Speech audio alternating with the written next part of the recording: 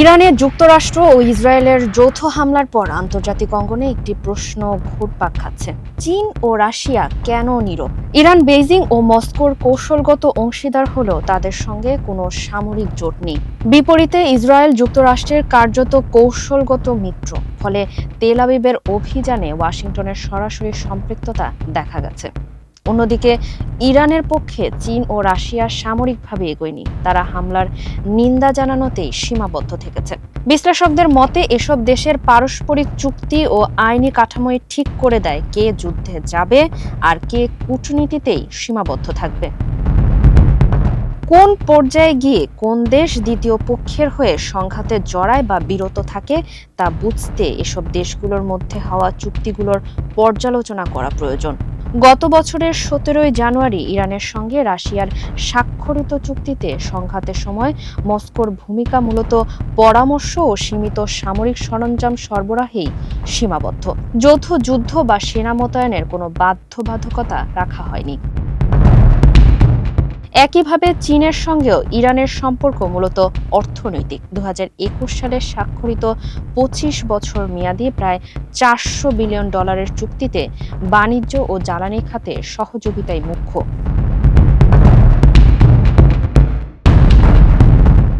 মধ্যপ্রাচ্যে উত্তেজনা বাড়ার প্রেক্ষাপটে গত 29 জানুয়ারি ডোনাল্ড ট্রাম্পের হুমকির মুখে চীন, রাশিয়া ও ইরান একটি ত্রিপক্ষীয় সমঝোতায় পৌঁছায়, যার উদ্দেশ্য ছিল একতরফা চাপের বিরোধিতা। তবে এটিও কোনো প্রতিরক্ষা জোটে রূপ নেয়নি। বিশ্লেষকরা তুলনা টানছে ন্যাটোর আর্টিকেল 5 এর সঙ্গে, যেখানে এক সদস্য আক্রান্ত হলে সবাই সাময়িকভাবে পাশে দাঁড়ায়।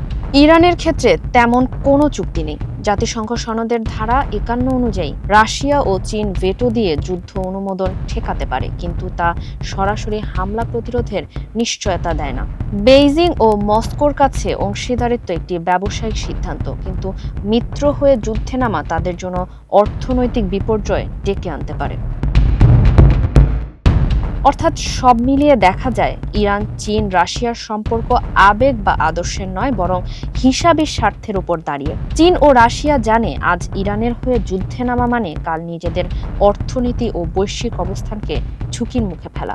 তাই তারা কূটনীতির ভাষায় কথা বলে, নিন্দা জানায়, ভেটোর আশ্রয় নেয়, কিন্তু ট্রিগারে আঙুল রাখে না। বিপরীতে ইরান বুঝতে পারছে যে অংশীদারিত্ব আর মিত্রতা এক জিনিস নয়, আর ন্যাটোর মতো বাধ্যতামূলক প্রতিরক্ষার ছাতা না থাকলে একা লড়াইয়ের বাস্তবতা মেনেই চলতে হয়। আন্তর্জাতিক রাজনীতিতে শেষ পর্যন্ত বন্ধুত্ব নয়, চুক্তির অক্ষর আর স্বার্থের ভারী ঠিক করে দেয় কে নীরব থাকবে আর কে যুদ্ধে নামবে। ফারিহা আহমেদ, মানবকণ্ঠ।